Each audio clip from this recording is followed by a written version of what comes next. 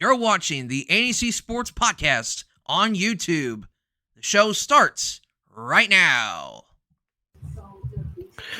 Welcome to episode 16 of the ANEC Sports Podcast. My name is Sam Frick, founder and editor at Around the Northeast Corner, covering 30 schools across Northeast Indiana and parts of Elkhart County. That includes the ACAC, the NECC, and the Northeast 8. For the first time in 4 weeks, the ANEC Sports Podcast is up and running. And sorry for that. It's been a long 4 weeks for me with the show being on hiatus due to sickness and whatnot. It's been going around across the entire state of Indiana. Prayers for all those that are dealing with this right now as well, as we are into the flu season and whatnot. It's never a fun time for those that have to deal with it. But thankfully, I'm feeling well enough to get back and doing this again, something I always enjoy doing. And so let's go ahead and kind of briefly recap. Since the last time we talked, volleyball season had just came to an end with the state finals. Football just crowned their sectional champions. And so I guess for the talk around the corner, this is just going to be a very brief recap of where we are up until this point.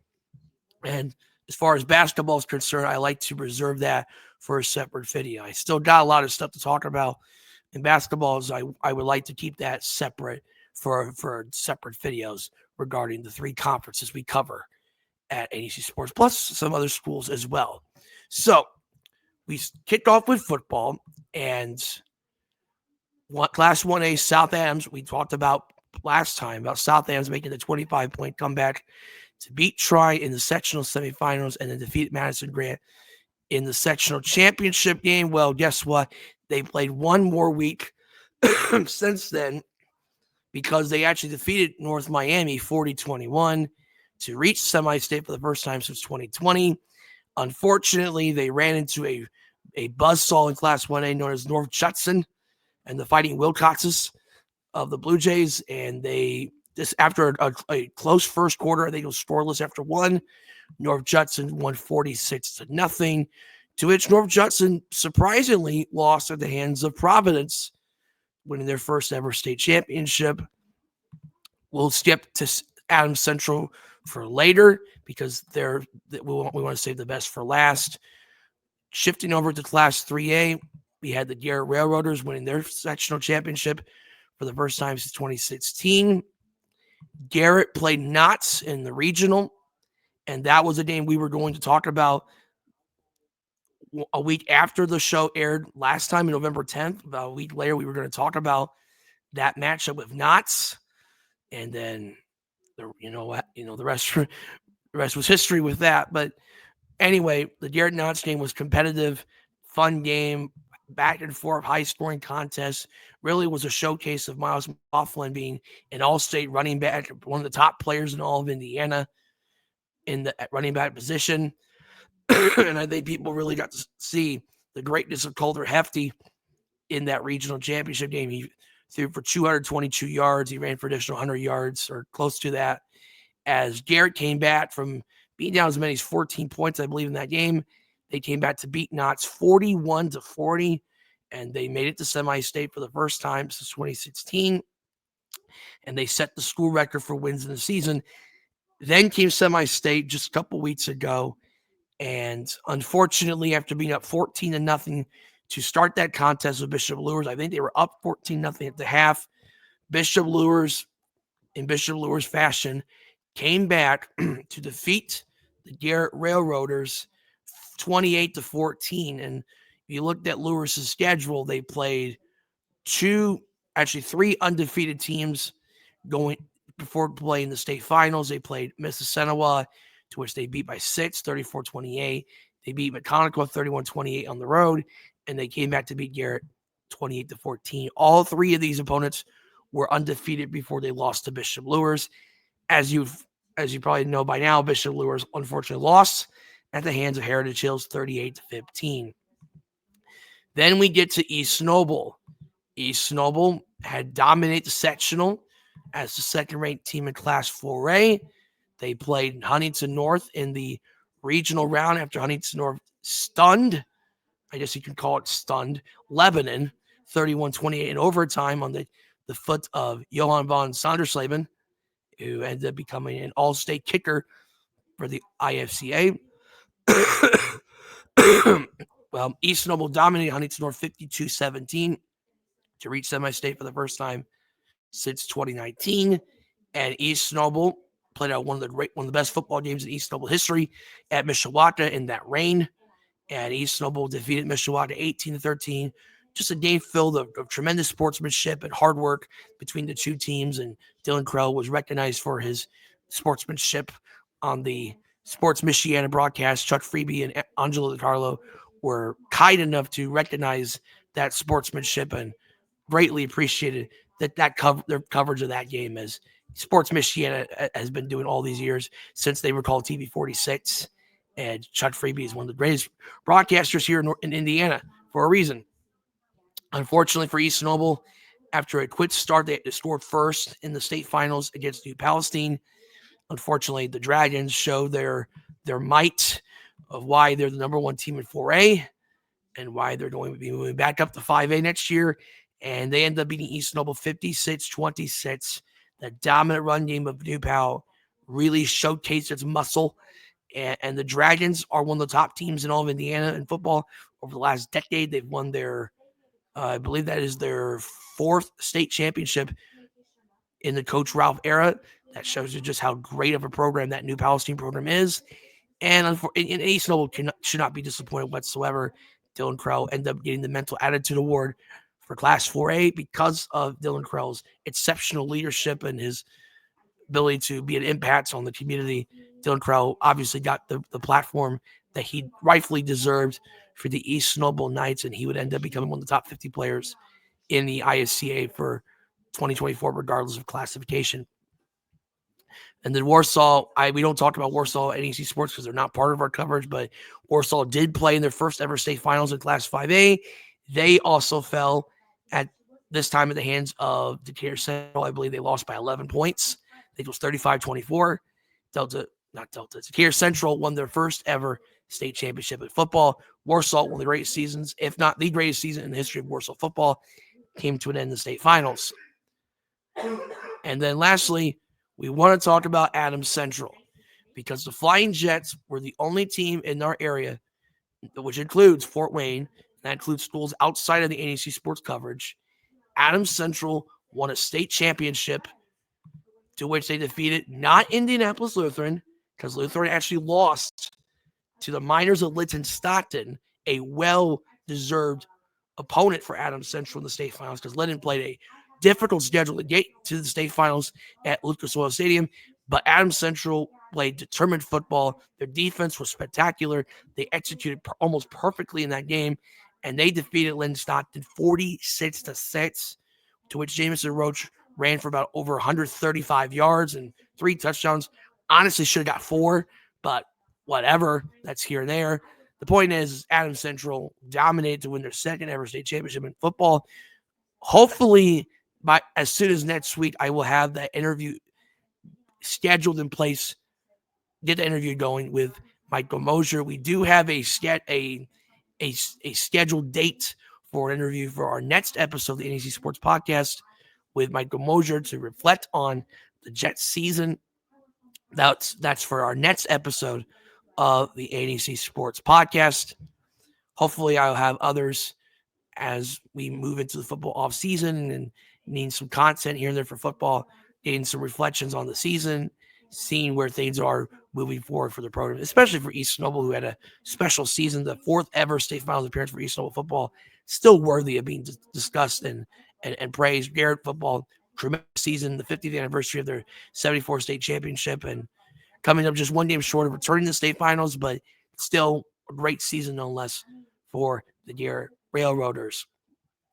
I don't want to talk too much about the IFCA awards and the All-State awards, the Mr. Football awards, other than Brock Schott did get Mr. Football for tight end, so I do want to make sure I congratulate Brock Schott right now on that. And then Dylan Krell was named one of the 50 best players in all of high school football, regardless of class this year, as a running back. So those are the 2 big ones at ANEC Sports, but there are plenty of others that were recognized for All-State in each of the classifications for the seniors and juniors. A lot of Adams Central, a lot of South Adams. Several East Noble players were recognized for their efforts. A couple Garrett players got in. Some West Noble players got in as well. There was a Prairie Heights kid that got in. And frankly, our posts actually got shared by other schools that we have no association with whatsoever, but I just found it kind, I guess, so to speak, that they found our work to be flattering enough for them to share it for their communities to see. So, especially the Knots fans. So, I guess that's nice. But nevertheless, if you want to see all the other details from the IFCA, just go to our Facebook page at ANEC Sports. You can also go to my X account. I posted some stuff there. You can share it. Feel free to share it for your communities.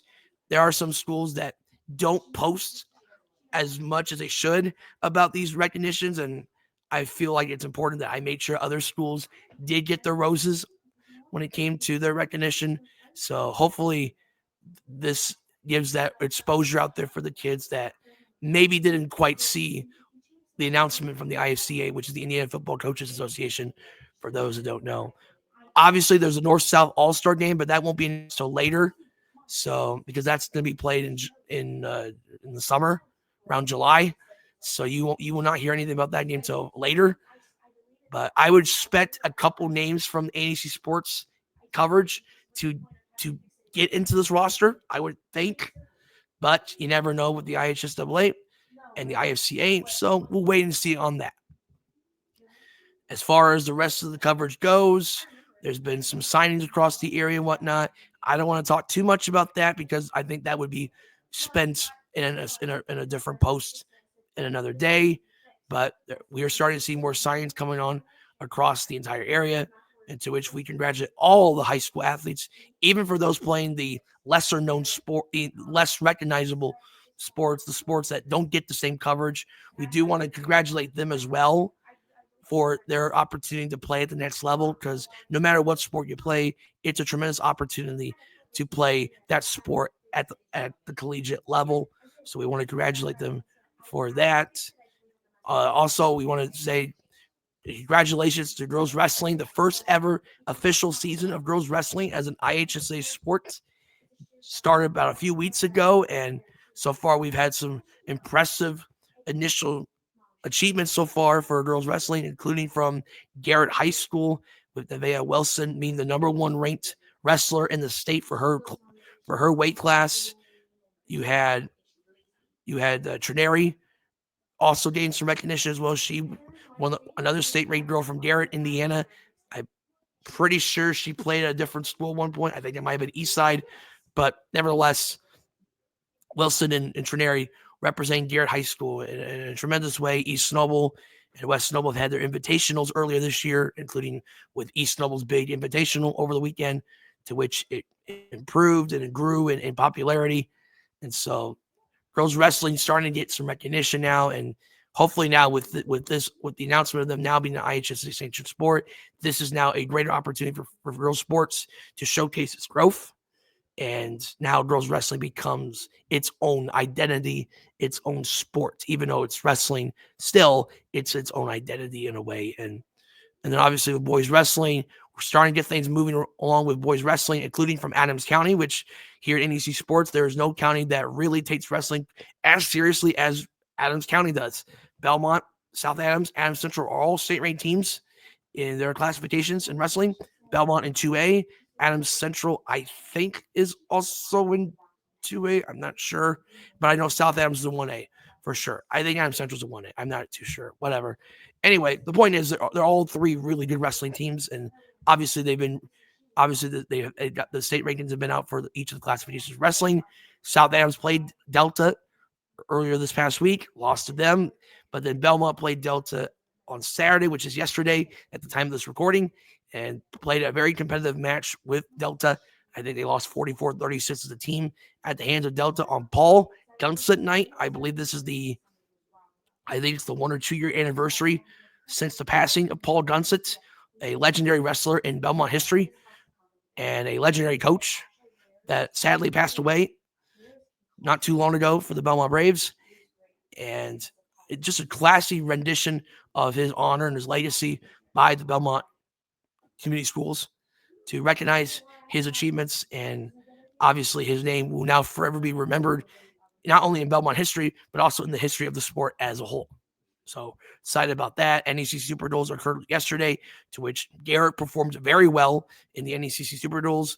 I believe Garrett was the only team undefeated in the Super Duels, I'm pretty sure. A couple of wrestlers from other schools got their 100 win. Tegan Klaus of West Noble and Brody Hagewood of Prairie Heights got their 100th ever win as a high school wrestler. So congratulations to those two on their recognition. And as we get further along into the rest of the season, hopefully we start to see other schools start to really get in full swing of the wrestling season as a whole. Obviously, there are other sports that occur in the fall winter season that ANEC Sports unfortunately is unable to cover, but on a daily basis. But swimming is underway right now. I know Angola has a swimmer that is committed to Ball State, and she's one of the ones that's going to have opportunity to play at a high level of collegiate athletics. Always a nice opportunity there. Bluffton Tiger Sharks are always a nice, well-known program in the Wells County area.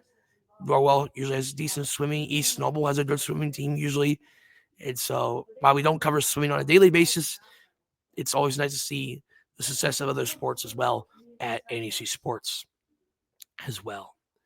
But as far as basketball is concerned, I would like to reserve those conversations at another time and another video, because there's a lot to unpack with basketball. But I will tell you right now, for this week, we have the ACAC game of the week, the NECC game of the week, and the NE8 game of the week. First, the ACAC game of the week will feature the Woodland Warriors and the Bluffton Tigers. Woodland, over the Thanksgiving break, defeated Jay County not too long ago, probably about a couple weeks ago now. They defeated them 44-36, to which Alyssa Anderson had 22 points and 24 rebounds, despite the fact that I knew this would happen. I call her Renna Schreederman, but it's Hallie Schreederman, the talented sophomore for Jay County, the sister of Renna Schreederman, who's now at Purdue Fort Wayne. Hallie Schreederman had 30 points in that game, but Woodland prevailed in a rare victory over Jay County. Jay County doesn't lose very often in the ACAC, so anytime you can see that, that's always news when you see that nowadays. But Woodland's been one of the few teams that have had success against Jay County, which is interesting to note that. And then Bluffton's having a tremendous start to the season, 9-1 the season, 2-0 in ACAC play. Woodland's also 2-0 as well, because Woodland defeated Adams Central by 17 points. Bluffton dominated Blackford 73-20, which Blackford's down this year. But on Saturday, they defeated a pretty good Southern Wells team 66-25. And Southern Wells is ranked in 1A, which is impressive to say that. This is their best start since 2012, 2013. And despite the fact that Bluffton did eventually dominate Southern Wells defensively, Southern Wells is going to have a pretty good team this year. I mean, the Raiders are already an 8-win ball club, and they're on pace to get around 16 wins, maybe more. And this is a team that, if they can continue their success and they can stay healthy, Southern Wells, you're looking at a team that potentially could compete for a sectional championship, possibly maybe even a regional championship, considering the fact now it's a one-game regional. You never know now with Southern Wells. So while Southern Wells did lose to Bluffton badly, it's not, I wouldn't call it a bad loss by any means, because this Bluffton team's really good. They're one of the best. This is one of the best Bluffton girls teams in the history of the program. And so Southern Wells has a lot to be proud of going into the coming games ahead for the Raiders, and they should be a solid team to finish respectively in the ACAC. But that Woodland Bluffton game will be incredibly interesting, because Bluffton beat Woodland in the regular season last year, lost to Woodland in the conference tournament, to which Woodland played for the championship last January before falling to Jay County, to which Jay County has had a tremendous run of dominance in the ACAC since joining the conference in 2014. This should be an incredible matchup of defense, physicality, and who can actually be able to control the glass. And can Bluffton hold off another dominant big, this time being Alyssa Anderson, who's averaging 15, 16 points per game and 10 rebounds a game, 11 rebounds a game. That's going to be an incredible challenge. Going up against Isabel Stout, the leading scorer in the conference, averaging 20 points per game as a senior. Pretty impressive numbers. And you got all averaging around 14 points, excuse me. Schreiber's averaging nearly a double-double, around 12 points and 11 points, I should say, and 9 rebounds. And so this Bluffton team is incredibly deep as well. This should be a fun matchup. You got the NEC game of the week, which I will discuss this with Logan Traylor coming up later on the show. His Garrett Rivers are 4-0 for the first time since 2008, 2009. The last time Garrett went 4-0, I was in 5th grade, and I can recall the fact that I portrayed a character of Benjamin Franklin in a play in my 5th grade year. That's the last time that the Garrett Railroaders are 4-0. Think about that right now. That's 16 years ago. So this is unheard of for this program to be starting off this strong. Last year, I think Garrett only won 5 games last year. And this is a program that's went through a lot of losing, a lot of struggles, a lot of losing over the last 10 years. And so this program is finally starting to get a jolt of excitement, especially coming off a historic football season where they had the most wins ever in the program and reached semi-state in the 50th anniversary of the state championship team. And now you got this boys basketball team cultivating and rallying around the excitement of Garrett, Indiana, and basketball again at Paul Bateman Gymnasium, one of the great facilities of Northeast Indiana, finally getting some love again, which is nice because that atmosphere is awesome. When Garrett's good, that atmosphere is next to none. They're going to be taking on the Angola Hornets, who are off to the best starts since 2016. Niles Knotts is a star as a freshman. He's averaging 20 points, right around 10 rebounds a game. He had a performance that you will remember for a lifetime against Wawasee just a couple weeks ago. 28 points, 11 rebounds, and goal was down the dumps in the first quarter, 16-4. You're thinking, what a horrible way to start the season. And then Angola completely changes or flips the script, I should say, and completely frustrates Wawasee in the second half, completely stunned them in the second half, and they beat them by 5 points, 45-40. And the Angola Hornets took that momentum into the Central Noble game on Friday and completely just punched them in the mouth. And they beat them by 15 points, 60-45. And if you look at the Angola crowds right now, there's a lot of people excited about Angola right now. And I have not seen Angola crowds this big and this excited about Angola basketball in probably about 5 years now. That's how excited it is right now for Angola basketball. We're talking pre-COVID years since the last time I've seen Angola this excited about basketball. And this is encouraging to see Angola off to such a great start under Coach Brian Weber, an Angola alum, an Angola basketball guy. And the energy, the intensity of Angola is back again, which I didn't see this coming quite like this. So really looking forward to talking about that matchup between Garrett and Angola, which will take place on Friday at the Hive. And then lastly, the NEA and the ANEC game of the week will come at at Norwell, I should say. Columbia City's at home on Tuesday against Homestead, but the one I'm talking about will take place at Norwell, one of the greatest rivalries in girls basketball in Indiana. Columbia City and Norwell. Columbia City 7-2, Norwell 7-3, both 1-0 in conference play. They graduate some pieces. Norwell coming off a state run last year. Columbia City lost to Homestead again the sectional championship game last year. But both teams still looking very strong and still looking very much like the prime contenders again, like I thought was going to be for the NEA championship.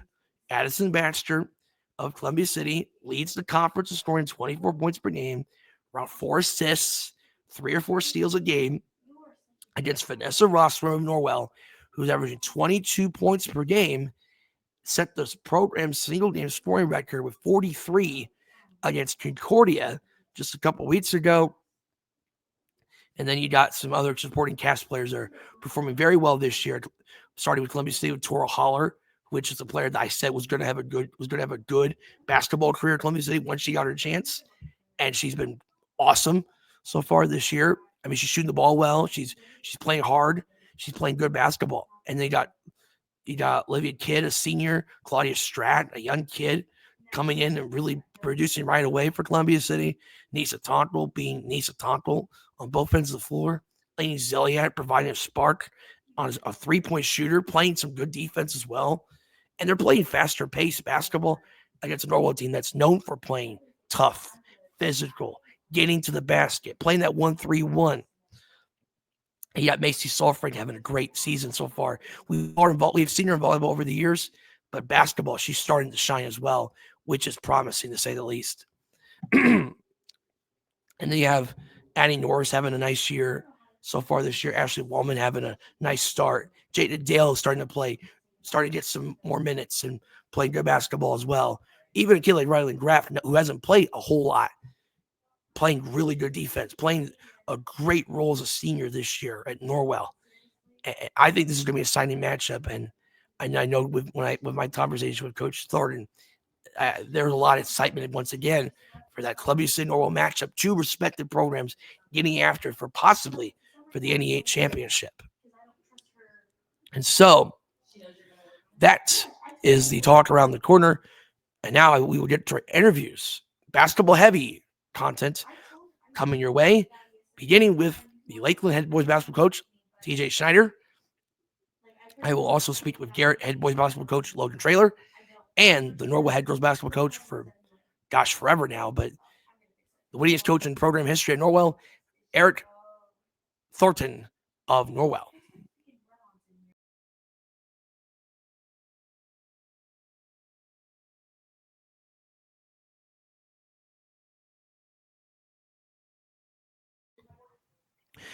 I'm here with the head boys basketball coach of the Lakeland Lakers, TJ Schneider. Coach, how are things going for you so far? Things are good, Sam. I appreciate you having me on tonight. Mm-hmm. Coach, talk about your background with the Lakeland Lakers. You are a Laker through and through. You went to Lakeland. You played at Lakeland. You was assistant coach during I believe the Tim Sirk years at one point, and now you're the varsity head boys basketball coach. Just kind of talk about your background in basketball. Sure. I grew up here, went to Lakeland, graduated in 96. Was fortunate enough that my senior year was Tim Sirk's first year at Lakeland. And myself and actually Delmer Bontrager, the coach of Prairie Heights, we were both team captains that first year for Tim Sirk. And we learned a lot. We weren't very good, but we kind of laid the groundwork for the way that things should be done at Lakeland. And then I went off to college, and I knew I was going to be a teacher. And one of my goals was obviously to come back and coach with Tim. And I was fortunate enough to get a job at Lakeland in 2001. And Tim put me right on his staff. And I was there until he retired in 2010. Most of the years I was his varsity assistant. There were a few times that we needed me to be the JV coach or so on and so forth, especially when Tim was sick. I was his assistant, and we worked together well to where if he couldn't be there, he would trust in me that we could get things done the way that he wanted them to be done. And then when he decided to retire, it was a rough few years there with him being so sick, and it took a toll on a lot of us. And so I decided to step away at that point and really concentrate on my job, my math job, and concentrate on other things in my life. And then this job opportunity opened up, and it was a well sought after job. I think a lot of people on the outside looked at it and saw it as there's a lot of varsity experience coming back from a very good 17-7 team with Coach Kyle last year. Our youth program is rough right now, just to be blunt. The high levels of our youth program, they're behind. You know, I've kind of counted they're about 2 years behind where they should be in skills.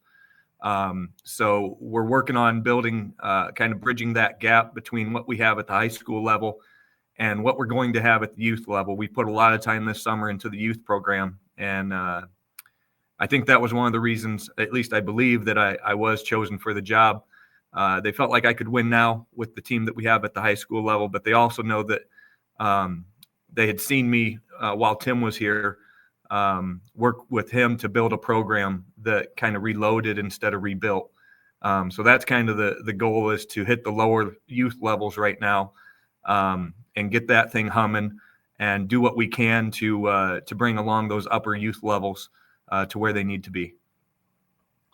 Mm-hmm. And this is now a 2A school for Lakeland, so numbers have been a struggle recently with basketball at Lakeland and whatnot. But the history of Lakeland is still quite strong.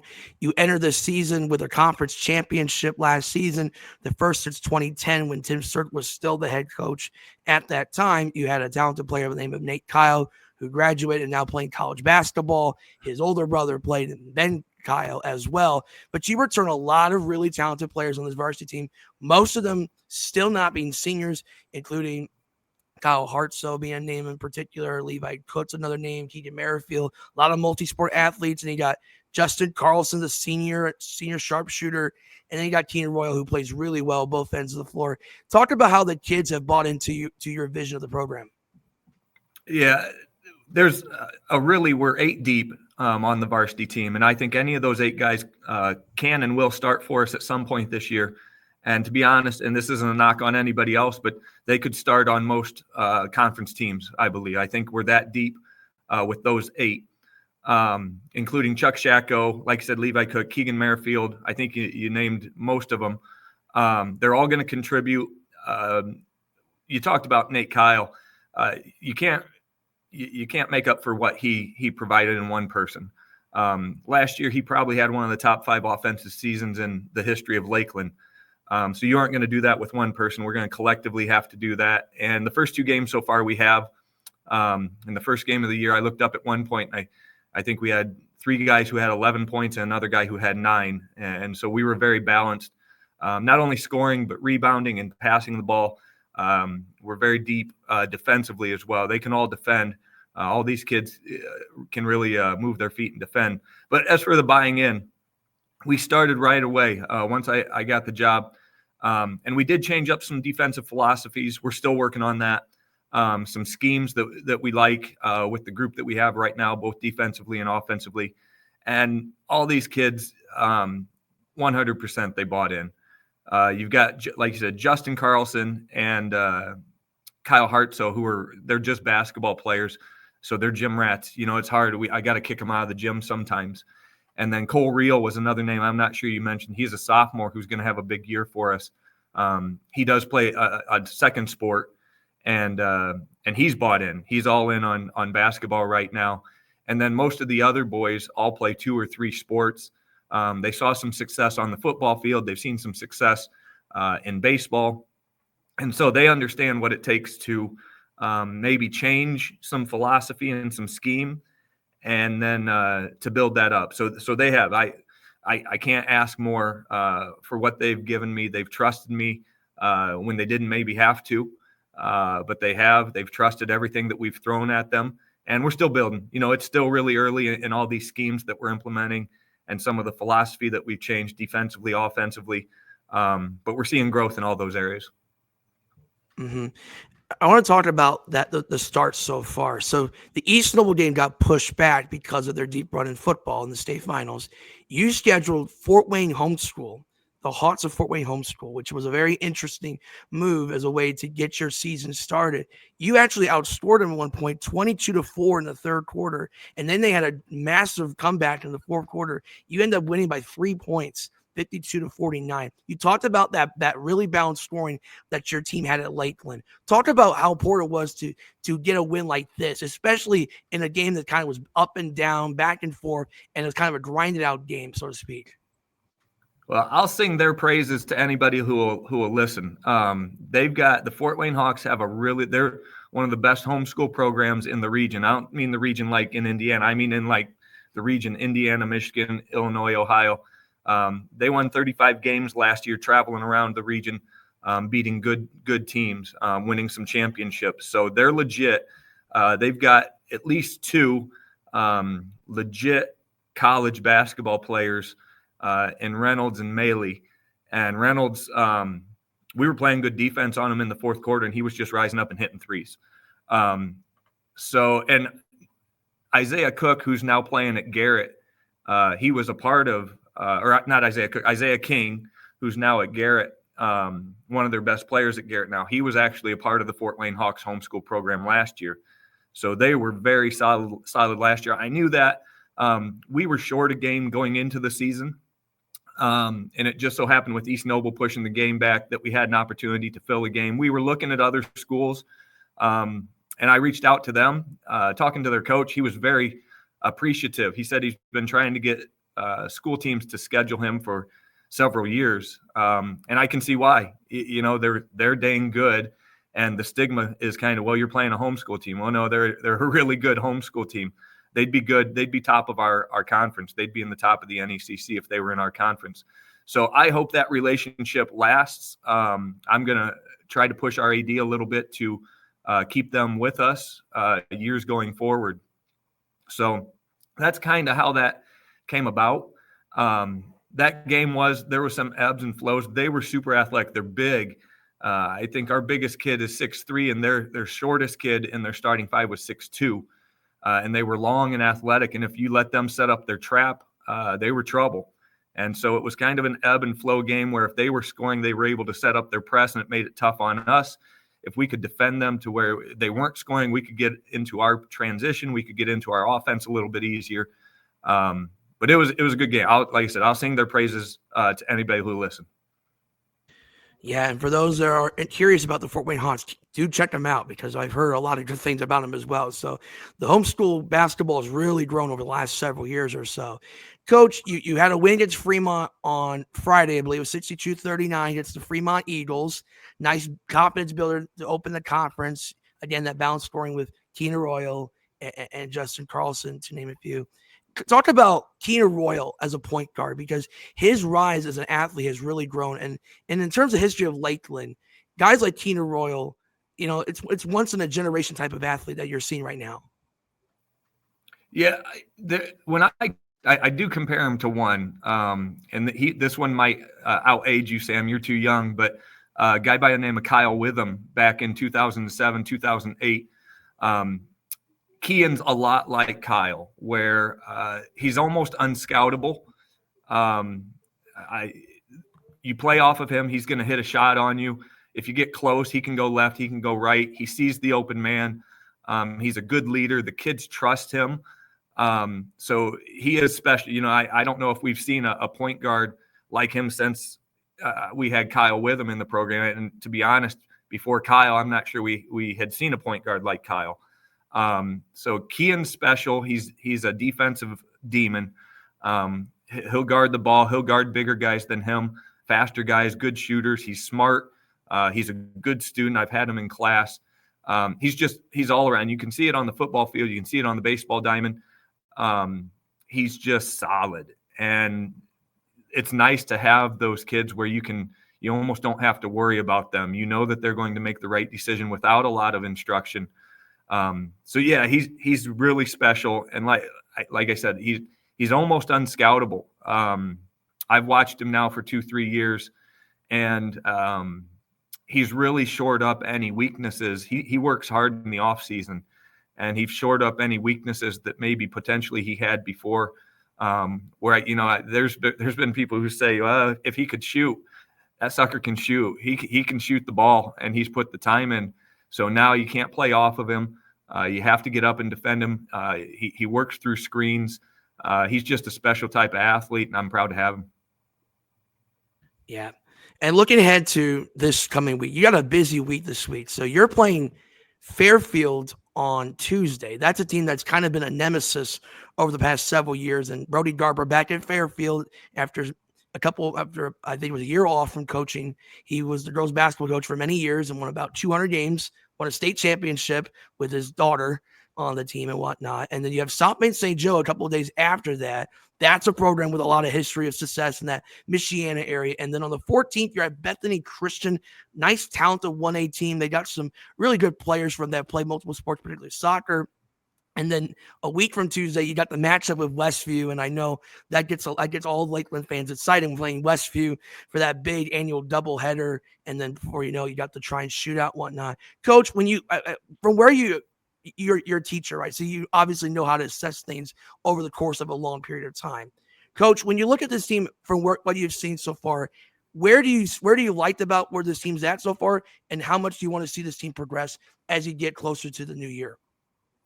we knew this would be a tough stretch. So we did have a nice little break with East Noble pushing things back. We did schedule the Hawks, but we said after we played the Hawks, we didn't play Fremont for a week. So that was our last week was kind of our last week of installing a lot of stuff. And then we looked at this week where we've got games every other day. Westview next Tuesday. We actually play away at Eastside next Friday night, and then have to get up in the morning and go to Trine and play at 11 a.m. So we knew that over the next 2 weeks, we aren't going to be able to install a lot of things. We needed to have everything in. So we're pretty good. We feel like we have multiple offenses in that we can go to depending on what defenses are going to throw at us. We've got press breaks in. We've got trap breaks in.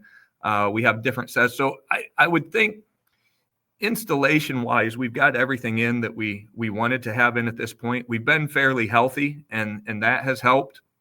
The weather has been good, so we haven't had delays or cancellations to where that would have affected practices. And it also helps that all these kids, all 8 of the kids that are on the varsity are returning letter winners from last year. So they understand how to install things quickly, how to study things that we put in.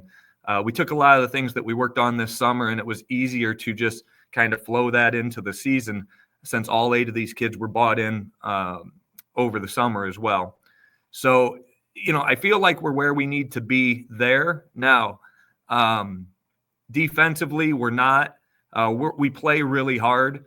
But as I said earlier, we're still learning the scheme that I'd like to put in. And then once we fully learn that scheme, we can start doing some things, some traps, some presses, some switch, just different things with our man-to-man and possibly zone defenses. But we're really at the basics right now. If we can hit Christmas, feeling pretty good about where we're at, both in the conference and schedule-wise, as well as health-wise and putting everything in, we're going to be happy. But these next 2 weeks, we aren't going to be able to put a lot of stuff in. Fairfield's really good. I've watched film on them quite a bit. Brody's just good. Brody's just good. He knows how to coach. He knows how to scout. He knows how to put guys into positions that they're going to be successful. He's got a big kid, the Knight kid, that kind of was obscure coming into the season, and Brody's put him in position to use his strengths. And so that makes them a definite they're going to be a tough opponent. So luckily we've got them here, but we know that they're very good. And then St. Joe, they probably have 4 Division I basketball players on their team. I took a look at them this weekend. They're going to press the entire game. They're going to try to turn you over the entire game. Coach Shrewsbury at Notre Dame's son plays on the team. He's very good. Like I said, they probably have 4 Division I basketball players. It's a special game. We get to have them at home. So we had another shortage where we had a game that we could add. They were willing to come here for this year. And so I think that'll be fun for the fans to see that talented of a team. It'll be good for us to kind of see where we are. We have to take care of the ball. We have to do the right things in basketball. Otherwise, they're gonna take it to us. So yeah, it's gonna be an interesting week, a fun week. Our kids have been looking forward to this week. And then, like you say, Bethany, all those kids that play soccer, they're just winners, and they beat West Noble. They're not an easy out. So yeah, it's gonna be a challenging week, a fun week.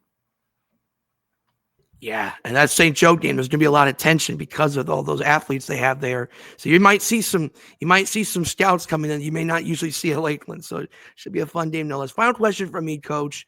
This is your first year as a varsity basketball coach, but you clearly have a sharp mind for the game of basketball. After all these years of being part of Lakeland basketball and being part of this great NECC, where Lakeland's had all the success in the 90s and 2000s, early 2010s, they still have the second most conference championships in the history of NECC basketball, which is crazy to me. How grateful is it to be part of that history of Lakeland basketball? 6 decades old. It's huge for me, and that's growing up here, being able to coach here, going to school here. Over the last few years, I know you're aware, and many out there are, I've worked really hard on the history of Lakeland basketball to make sure it's documented and put together our record book. And through that, I've been able to meet so many of the athletes from the 60s, 70s. I've got guys drop by all the time, and I'm so thankful for that. I was able to be a part of it in the late 90s with Doug Curtis and Tim Sirk, and then being able to coach with Tim when we, it's not cocky to say it, but we really had it rolling in the 2000s. We had a machine going where we were ranked in the state often. We were just good, and the kids coming through there knew they were good and expected to win championships, and we did. I think, like you say, I don't know exactly, but 6 or 7 conference championships, conference tourney championships, 2 sectionals. There's a lot of history here that I think some of the younger folk or people who have just been around the last 10, 15 years maybe don't realize about Lakeland. And I don't want to say we're trying to restore that, because it's always different. Now we're a 2A school. You play different opponents. So there's no way to say, well, we got to go back to that. There's no going back to that. You do the best you can with what you have right now. And where we find ourselves right now is we have a very talented high school program. We've got, I think, 24 kids in our high school program, and they're all good. So we've got 4 grades in our high school group that they can play. And then, as I spoke of earlier, our middle school level is where we're going to need to build in the next couple of years to get them to catch up. And then something that made us strong as a program, going back to as far as I can remember, is a youth feeder program where you have great parents involved. They commit to their kids. They commit to the groups, whether it's their own kids or kids that they're driving to go pick up in the morning so that they can do workouts. That's what it's going to take to kind of get us back to that perennial, every year you can count on us being in the top of the conference type of team.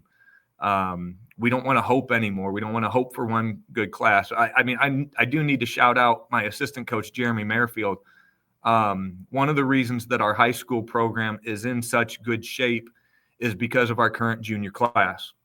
And we wouldn't have such a successful junior class of basketball players if it wasn't for Jeremy Merrifield, who, as that group was growing up, Keegan's his son, who's a junior. Jeremy would have those kids practice 2, 3, 4 times a week from 3rd grade on up. And then he stepped in middle school and coached them in the middle school. And then as they came to high school, he jumped in and made sure that they kept on that standard of pushing. And in today's day and age, that's what it takes. You need as much help as possible. Back when I was an assistant coach with Tim, we had Jeff King, who had the King boys. We had Tony Peachin, who had his 2 sons. Mike James, who had Marcus and Adam James. We had parents who were willing to jump in and commit and be all in.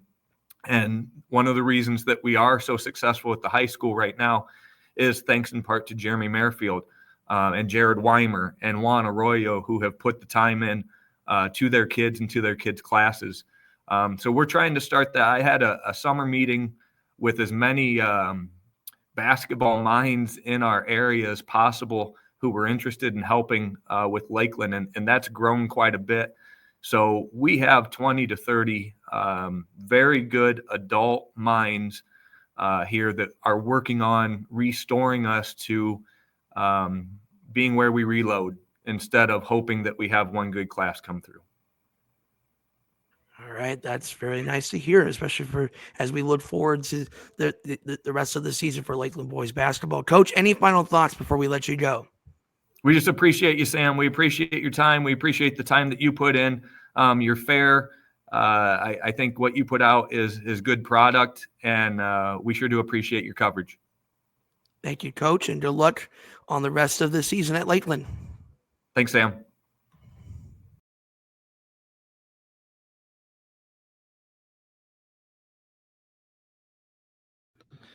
I'm here with the head boys basketball coach of the Garrett Railroaders, Logan Traylor. Logan, your Garrett Railroaders are 4-0. How are things going for you? Couldn't have obviously asked for a better start. The kids have really bought into what we wanted to do. Have been able to battle through some adversity. All 4 wins are pretty different within themselves, But when I got the job in the summer, it was about competing and battling through adversity. And you watch last year's film. This team, competed in almost every game last year and just didn't have the ability to finish. And so that's what we've been preaching, not just the last couple of weeks here, but, since June, we've really talked about, like, we can't let adversity define our results. And, I couldn't be prouder, but obviously you don't want to be playing your best basketball right now. So we still have more work to do and want to continue to pursue growth every day and continue to improve. Mm-hmm. Before we talk about this Garrett team, I do want to backtrack on your road to getting to Garrett. You are the head man, or at least one of the head men at Summit City Elite, the AAU program in Fort Wayne, Indiana. You have a big exposure to Fort Wayne basketball, and you're a young up-and-coming coach and whatnot. Logan, talk about your path to getting to this point and what made you so interested about the Garrett job. Yeah, I've just been, my path has been, a roller coaster, if I'm being honest. I've had a lot of good people in my corner, and I've had a lot of successful coaches around me that have, I've had the opportunity to, become close with, that have taught me the ropes. And so, it helps when your best friend's Brandon Durnell. Obviously, he's probably the more popular one out of us too. But, when we became close and wanted to get into coaching, we fell in love with it basically at the same time. I think I started a little earlier than him. When I graduated, obviously, he played for Spring Arbor, and then right out of college started coaching. So, with that, it was more of us just trying to improve in the youth of Fort Wayne. And, that was our drive of, getting Summit City Elite started. And, if you asked me 4 years ago, I don't think, we would both have the same answer of the success we had. It's crazy to think about, but, it's been a blessing. It's been a blessing. And, he's a big reason why, I'm still involved. And, without him, definitely would not be where I'm at today. That's for sure. And Brandon Durnell's had a lot of success at East Snowball in his early career so far. Logan, let's talk about this Garrett team. Last year, you talked about losing close games. And that was my impression with last year's Garrett team, was they were always in games at the start, but they always found a way to lose games in the end because they were always there. And it's not like this team's that different from last year. But the thing is, this year, they're more mature this year. They're more cohesive this year. They're more fundamentally sound. And then it's kind of nice to have Isaiah King coming in from the Fort Wayne Hawks homeschool program. And he's been an absolute baller on this Garrett team. Just talk about the buy-in with this team since you and your coaching staff have kind of formulated with this Garrett program. I think when we sat down and talked to them in June, the biggest, hurdle was when things go wrong, they're pointing the finger at each other. And, before you can, get success, you have to want to play for each other rather than, play for yourself. And, that was preached. And, on the court, will take care of itself if you figure out the problems off the court. And so that was a big thing for us early, is to have those conversations with our guys. And Parker Reed was number one conversation with him was, you need to become a leader. We're going to ask you things for you to do that you've never been asked. And, he has taken that role on head on and has done a phenomenal job for us in being that senior captain that you want. And, and that goes for all our seniors. And, they are great role models for our younger guys. And it's been awesome to see, throughout this process, with them working so hard, their relationships are growing, and you can tell. And, that's more fulfilling for me as a coach rather than, the wins and losses, is seeing these guys just grow up and mature, off the court. And, a lot of them are getting asked, like I said, a lot of them are getting asked to do what they've never been asked to do. And, it goes for Gabe Armstrong to, guard Trey Yoder and and that's a big ask within itself. And for Gabe to, finally see him be confident enough to do it, he wouldn't have done that in June. So, it's those little things that you see that these kids are getting opportunities to showcase their talent. They're getting opportunities to grow within, each other. And, that's what's important about this group. And, that's where you see the cohesiveness, continue to improve and continue to grow. Mm-hmm. Logan, the last time Garrett started the season 4-0, 2008, 2009. That's the last time Garrett has won a boys basketball sectional. I was in 5th grade the last time Garrett had went 4-0 and won a basketball sectional championship. How has the community been in terms of the reaction to the Star, the way they have seen from your team so far, and just that momentum of Garrett basketball coming off a great football season? Yeah, and I was just about to bring up the football season, and you kind of asked the question of what led me to Garrett, and being a part of Garrett, I heard was it's this blue collar, tough community that is proud of their community, and that's what I heard all the time in the summer, and then you see our football have success, and then you really got to experience it, and it's a blessing, and I'm thankful every day for God allowing me to be here, but also to witness what our football team did and the success they had. Credit to Coach DePew, but also it's a huge shout out to what our community means to the school, and it's really cool. It really is, and I couldn't be prouder of not only our team and our football team, but it's truly unique to see our community rally around all our guys, no matter what. Yeah. And I want to talk a little bit more specifically about Isaiah King. He's kind of been the guy that the NECC is starting to figure out for the first time for a lot of people that don't follow the AAU program and whatnot. He's averaging 18 points per game, 3rd leading scorer in the entire conference, at least. He might even be number 1 at this point, considering the numbers and whatnot. He had 22 points against Prairie Heights, and then the Woodland game, he wasn't like great, but he was so fundamentally sound in everything he did at Garrett, and especially the defense at Garrett. Just holding Trey Yoder to below 10 points was impressive. Adams only scored 7 points in that first half. Just talking about Isaiah King's progression, not just with Garrett, but also over the years before Garrett's. Yeah, he's an incredible talent, naturally gifted, but when you're around a lot of good players, what separates, levels to it is the work ethic. And I mean, Isaiah works his butt off every day, and he wants to be great. And has really blossomed into that role of, okay, every day we know we're going to get Zay's best. And, you want your quote unquote best player to be your hardest worker. And, that is Zay to a T. And, I think he realizes, we talk about it all the time. He realizes that, his ceiling could be pretty high, but, it takes a lot of work to get there. And I think that he has that growth mindset of like, this is where I'm at now, but I can truly be, the best player in the conference if I want to be. And he realizes hard work, is going to pay off for him in the end. Big team guy. So he's a tough ask. We ask a lot of him as well. And, for him to, come from being a homeschool kid to going to Garrett, his first time in a public school. So socially, he's got to adapt quick. And he was able to do that. And goes back to the cohesiveness of our group. Our guys rallied around him, put their arms around him, and, got him comfortable pretty quick. And that was truly important, because that was one of our concerns is, obviously we know what he's going to do on the court, but how is he going to fit in, with our school? And he has done a tremendous job of not only representing our team, but the community of Garrett. I think that's more impressive too, just because the team had to grow up as well at the same time that Isaiah King had to grow up, socially speaking. So I think that makes this story even more impressive for him. Coach, obviously you looked at the schedule, you beat Heritage by 6, Prairie Heights, Woodland, and then you just coming off a 64-38 win over Lakewood Park. I believe that was on a Friday. This week is a ACC heavy week for your team.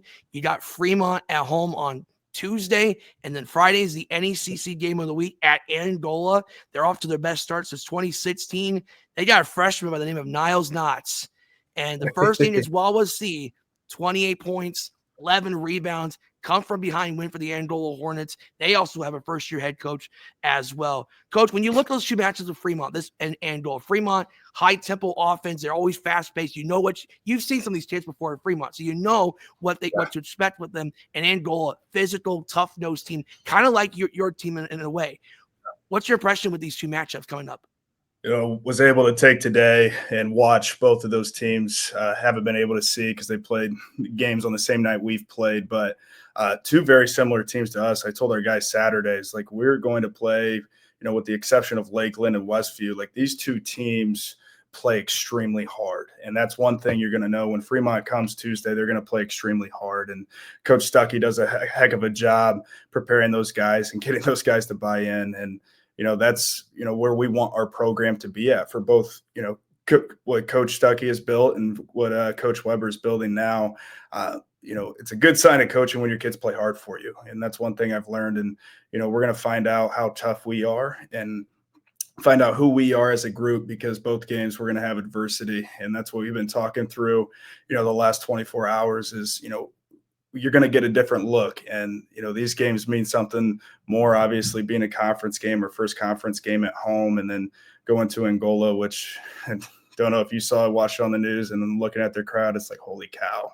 So they definitely have something. Coach Weber's got something going up there. So it's a good thing, though. And that's what I told our guys is, it's Garrett's in a position to compete, and that's where we wanted this program. And, we're going to have to play really good programs, and, it's about us and making steps in the right direction and staying true to who we are in order to compete with the Fremonts, the Angolas, the Lakelands, Westviews. So super excited for it. I know our guys are chomping at the bit to compete against some of the best teams in our conference this week. Yeah. And I want to make one final comment about Angola, because I have seen Angola for quite a few years. And Friday when they were playing Central Noble, that was the most electric I've heard that crowd in at least 4 or 5 years with the Angola Hornets. So, that's a tough place to play up in I-69. Great rivalry with Garrett and Angola. Friday night, Garrett fans are going to be traveling up there. It might be one of the largest crowds we've seen in years between the Garrett Railroaders and the Angola Hornets. Final question for me, Coach. Yeah. How grateful is it to be a part of this Garrett program, competing for the NECC championship? You got a coaching staff of buddies, but great basketball people that understand your knowledge of the game of basketball. How grateful is it to be a part of this exciting time for this program right now for Garrett basketball? It's exciting. It's exciting to, we had Coach Lapadot come in and speak to our guys last week, and he said something that hit me pretty good. And he said, don't let your expectations limit your ceiling. And he told that to our guys. And, as coaches, you're always stressing, in terms of preparation. It's not like football where it's once a week. You got to be prepped. You might be prepping for 2 to 3 games a week. And, in that moment when Coach said that, it's just like, this is special. And, no matter, what happens this week, next week, like the relationships that are forming, the community excitement that's building, the buy-in from not only our kids, but our staff and our parents have, it's been awesome to witness, and, we have a saying, it's not, my program, it's not our coach's program, it's Garrett's program. It's our program. And, I said that to, when I first got the job, is we want a community that takes pride in our program and that gets excited when it's basketball season. And, football success helps that, and winning solves a lot of issues. And, it's exciting to see where the future is going, but, we want to be focused on the now and the present. Don't want to get caught up in, the extra stuff, but, it's excited to take a moment, aside from it and just watch, what's building. Mm-hmm. This is Logan Traylor, the head boys basketball coach of the Garrett Railroaders. They are off to the best start since 2008-2009 season. Coach, any final thoughts before we let you go? No, sir. Appreciate what you do. I texted it to you, but the exposure you give these kids is awesome. A lot of people don't realize, how much time and work it goes into it, and we're extremely grateful from Garrett for you. All right, Coach. Thank you for the kind words, and good luck for you and your Garrett Railroaders as you continue your conference slate and your great start against Fremont and Angola. Appreciate it.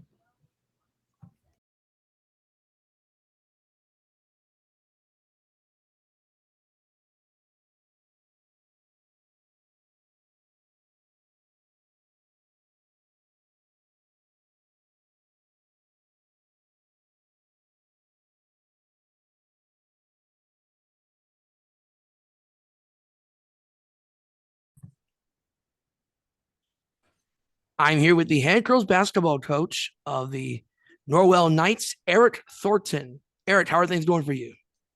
Doing well. How are you doing, Sam? Doing great. Coach, let's talk about this Norwell team going into the season. Obviously, last year was a special team for your group, going all the way to the state finals, having a dominant season with Kenzie Felling, Mackenzie Fees, and that senior class. I think about 8 seniors on that team coming up just short of a state championship. How rewarding was it to get to the state championship game, even though you did not get the ultimate goal, winning the state championship game? And then talk about the excitement about this season coming in. Yeah, going back to last year, it's obviously a dream season for us. Starting with some of the earlier goals we had with the conference and some of the great competition we played. I thought that really set us up well. The pathway was exactly what we needed, to achieve our goals. And, after you do it for so many years, you think that, if you never get there, it's okay. There's plenty of reasons, to do this and to be a part of the Norwell program. And the relationships have been, incredible over the years. But, this group, you kind of had a feeling of what we were bringing back, that, without losing anybody, that this was a great chance for our kids to do it. And we talked about it a lot. And I think the further away, you get from the loss, even though we didn't quite accomplish our goal of winning state, the comeback was I think that's what people, remember, this team almost did it. We got it down to 1 after being down 18 or so in the second half, and had the ball a couple of times and felt like, if we could just get that lead, we could finish it off. But, couldn't be more proud of that group. So many memories and, lasting impact going both ways. So, but then as you get further away from that, you realize, hey, we just lost 4 starters, 7 special seniors, 80% of our offense. And I think in most programs, you think, that was our shot at it. And, it was great and everything. And we just kind of move on. And, but for this group, I really don't think expectations change. We've had 2 years in a row of undefeated JV teams. And I know it's different than doing it at the varsity level, but this group has been very successful over the years, and they've had to be very, very patient, which is hard. But just excited about this group, and we continue to talk about high expectations and not changing them. And there's no reason for us to lessen, what we hope this team can be. So very proud of them up to this point, and we've got a lot of work to do. Mm-hmm. Talk about this team right here. Obviously, we know about Vanessa Rossworm. She's a talented player. We saw that on the biggest stage in Indianapolis, and she's coming off she had a 43-point performance against Concordia, which broke Kennedy McKenzie's school record for most points single game. But there are other players that have kind of emerged on the scene that maybe most casual fans really didn't get to see a whole lot of. Macy Sofrank, really good player on the volleyball team, now getting her shot on the basketball team. She's your second leading scorer. You got another Norris and adding Norris, and she missed a couple of games with an injury. She's been a spark as a shooter and a defender. You got Ashley Wallman, another solid shooter on this team. And talk about these kids and what makes this team unique as they are. Yeah, just a lot of pieces. You mentioned some of our key kids. Vanessa's been tremendous and is taking it to a whole nother level this year. And, played an off-guard spot last year. But this summer we toyed around with her playing point guard. Didn't really have that figured out going into June ball. And a couple weeks into June, we just said, hey, let's put the ball in your hands more. And she's really handled it tremendously. But some of our kids off the ball, you mentioned Macy Sofrank, kid who played on their freshman team during that year. And last year she really flourished on JV, and she's just really hung in there, and kind of a late bloomer. But a few years ago, I remember sitting in her parents' living room for 2 hours and talking about what our vision was for Macy. And she was a kid that was kind of always on the fence, if basketball was part of her future. And you could see it back then. And so we talked about that a lot. And I'm glad she hung in there, because she's just have a tremendous start to her junior year. Ashley Waldman, you mentioned, lefty, long, can shoot it, has really put a lot into it in the off season. And Addie Norris, she was with us last year, but just didn't really have many opportunities. It was tough to take those kids off the floor. Very frustrating year for Addie, but she just again stayed patient, was ready for her opportunity, and this year is just kind of our energy kid. She really gets things going for us and has shot it well. And you get here's just a lot of junior depth that we have. Jada Dale's another girl who has scored in a couple games for double figures for us. We had 5 in double figures against Huntington North on Friday night. And Jada is kind of an X factor for us, and her minutes have been not super consistent. And we're still trying to figure that out as a coaching staff, how to use our depth. But I give a lot of credit to our juniors, but I also have just a ton of respect for Ryland Graft as a senior. She's been with us since her sophomore year, and the last 2 years she hasn't gotten on the floor much, but she's been a tremendous senior leader for us. And she's the one that kind of our glue kid, and started a couple of games there when Addie was out with an injury. And super proud of Ryland, not only for hanging in there, but what she brings to our team as a senior leader. And that's the thing with kids like Ryland Graff, is like they don't play a whole lot at times, but when they come on the floor, they just instantly plug in and they help your team win. That's why your team has been so successful for so many years. And Jada Dale's another one who's just getting her opportunity, and she had 10 points, I believe, against Huntington North. We'll talk about that game in a matter of moments, but you look at that schedule. Obviously, your schedule is going to be difficult because it's your program. You're going to have a tough schedule. You played the Lights of Cathedral and Tippy Valley and Warsaw and Homestead and Concordia and Northridge, and you come away 3-3 in that difficult schedule, right? You go to Angola, not the best game by any means. You still get a win against Angola, and then you stole 19-0 at Huntington North, and then just completely shut down Huntington North's rhythm and frustrate Marissa Trout and winning by 33 points. I think you had them. I think I had your team force them to commit 33 turnovers in that game. Yeah. I may not be right on that, but it was a lot of turnovers nonetheless. Coach, talk about the progression from game one until now. That's made you proud as a coach of where the direction of this program is right now. Yeah, well, we added a couple games. We usually start with Warsaw, but we added Tippy Valley, as you mentioned, and Cathedral on that Tuesday, Friday before the Saturday Warsaw game, and it was kind of where we could fit it. But it's just been brutal at the beginning. I think even more brutal than last year for our kids. It's by design. To put them through the rigor of the schedule. We just really felt last year that it was the best way for us to get our kids better quicker. And, with our youth and inexperience this year, it was vital that we played hard early. And, your record, I think the older I get, the less I worry about that. It's really not, it's nice to have a shiny record, but we don't want to get that against lesser competition. And so we're willing to travel further and really reach out to teams that we're interested in playing. And, Warsaw was tough for us to go through. I think we're down 8, going in about halfway through the third. And then Warsaw did to us what they've been doing to pretty much everybody to this point.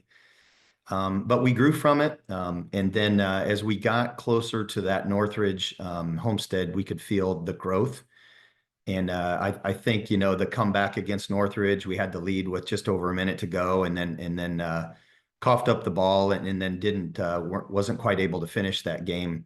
But I think our kids came out of that with a lot of confidence. And then the way we played with Homestead pretty much all the way through until just the final few minutes, it just felt good for our team. And, we battled with who I think is the best team in the state. You can argue, that with several different teams for sure.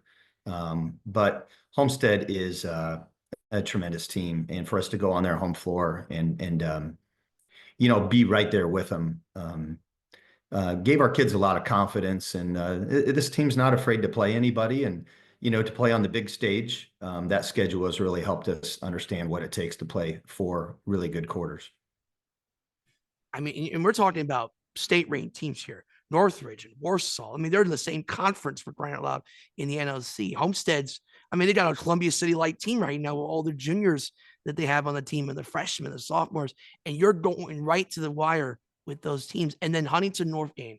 I mean, that to start the conference play after losing so many good players from last year, completely dominate a really good, a solid Huntington North program, holding to 38 points. Coach, what's the takeaway coming out of that conference opener that you can build on as you enter this week?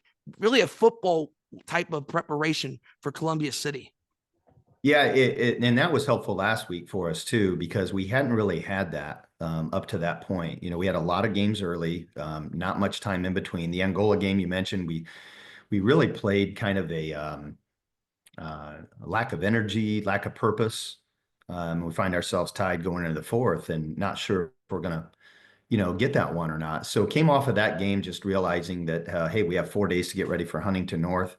And we kind of went back to the drawing board on, hey, let's start with ball pressure on defense, because we really kind of got away from that. I thought we were very soft against Angola, and not to take any credit away from them because they played tremendously.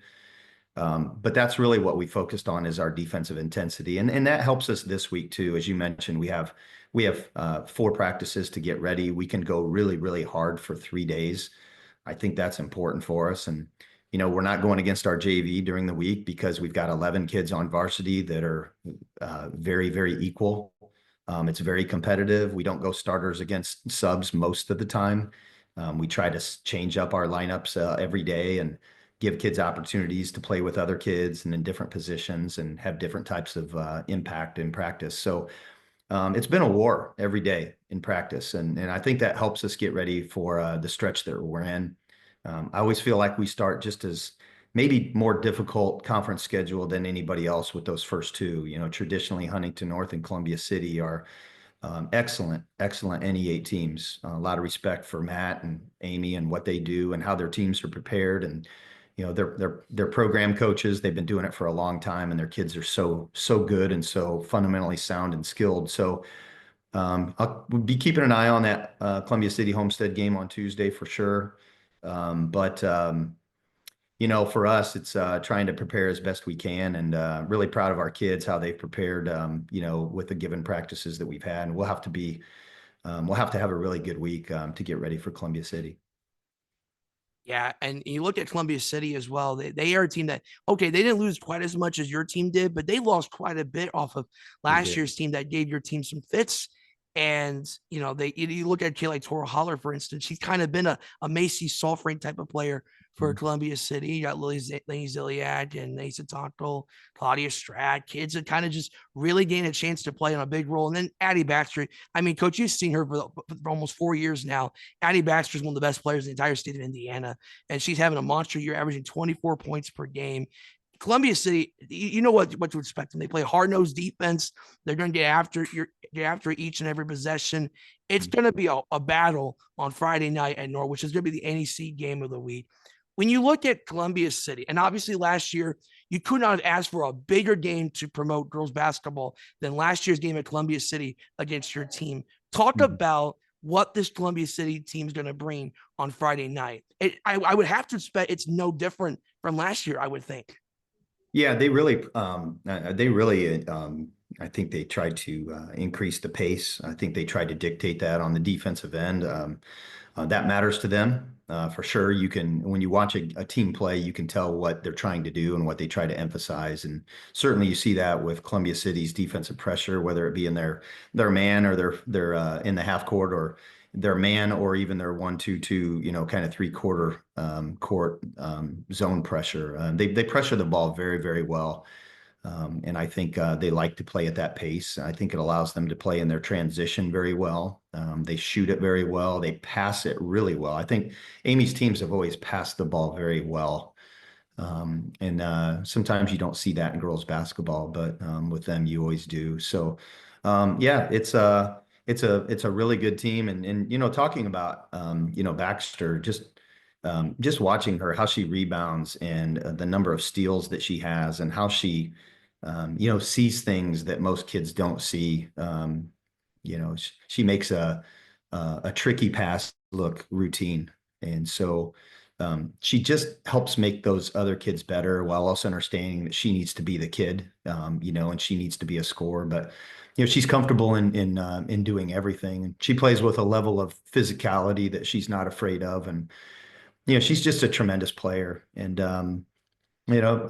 she makes them go. But like as you said, those other role players are stepping up just the same way our kids are. So complete team, difficult to play against on both ends. Mm-hmm. Coach, one final question for me: as you get around the 10-game mark, you're 7-3. There, Columbia State comes at 7-2. This is a massive game for the Northeast 8 implications, but it's just one game in a battle in the Northeast State in which Belmont is in that midst again. DeKalb looks pretty good. East Noble looks pretty good as well. Coach, as you approach the final few weeks before the new year, and you're getting towards the halfway mark of the season, how do you want to embrace these next several games as you look to continue to improve and be ready for eventually the latter half of the season and the playoffs? Yeah. So, conference is obviously our goal, and we feel like, whoever wins it is going to have to run the table. So, it was important to get that first one under our belt, and this is number 2. So it's obviously important for our goals to win. That's the first championship we can win this season. So that's the one, this is a big one. That's one you definitely circle on the calendar every year. But, for us, as we head in down the stretch, we will have Woodland then the following Tuesday, and then you bring in DeKalb, who's an improved team. Watch them play Belmont, and they played really well in stretches. And then we go to that Noblesville tournament. We play Noblesville right off the bat first in that 10 a.m. game. So there's another just giant, in the state of Indiana with girls basketball, Schneider and Valpo on the other side of that. So, it's just continuing to prepare for the big picture. The big picture is to continue to play to a standard.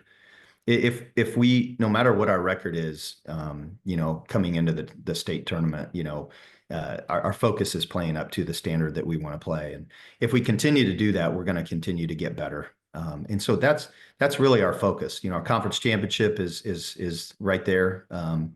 But continue and make a push and get these.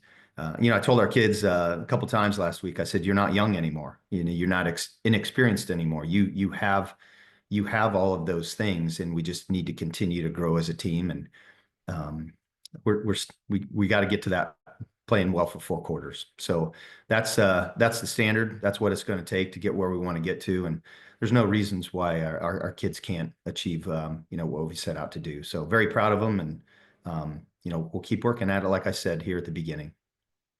This is Eric Thornton, the head girls basketball coach of the Norwell Knights, as they prepare for a very difficult matchup at home at the Castle against the Columbia City Eagles, one of the great rivalries in girls basketball. Eric Thornton, it's been a pleasure talking with you about your team and the Norwell Knights. Always a great conversation over the years we've talked. Any final thoughts before we let you go? No, it's just very very lucky to be a part of our program, and just want to stress how important it is just to have the people that we have involved, and the impact that all these people that have made an investment in these girls. That's kind of what you think about when you have a group like this. And so proud of our program, proud of our kids, and great opportunity to talk with you tonight about our team, Sam. So thanks a lot. All right, Coach, good luck as you prepare for Columbia City on Friday in the ANEC Game of the Week. Thank you. Well, that's going to do it for the ANEC Sports Podcast. Thank you to TJ Schneider, Logan, Traylor, and Eric Thornton for coming on the show to talk about their teams and their starts of the season so far, as we get things in full swing for both boys and girls basketball. And conference play really getting underway for all 3 of the conferences. Well, other than the NEA boys, which they will probably start in about a week. But other than that, everybody else has played some conference games at this point, and we're in full swing on that. But future videos, you'll see me talk more about the conferences for basketball as I get caught up on what I've missed so far because of the fact I've been sick all these weeks throughout these past 3 weeks. But now, hopefully, that I'm starting to feel better. Hopefully, I have an opportunity to talk more about these conferences and break down about what we've seen so far. But that's going to do it for another episode of the ANEC Sports Podcast. Tune in next week, where hopefully we can keep things going again next week and provide more content as we get closer to the holidays and get close to wrapping up 2024. For my name is Sam Frick. So long. Thank you for watching the ANEC Sports Podcast. Please like this video and like the page ANEC Sports on YouTube. Let people know that the ANEC Sports is on YouTube. Also like our Facebook page at Around the Northeast Corner and follow either Around the Northeast Corner and Sam Frick on Twitter/X. We're also on Instagram as well. Just look for ANEC Sports or Around the Northeast Corner and you will find us there. You can also follow the man himself, Sam Frick, the founder and editor at Around the Northeast Corner, for other additional content. This has been an Around the Northeast Corner presentation.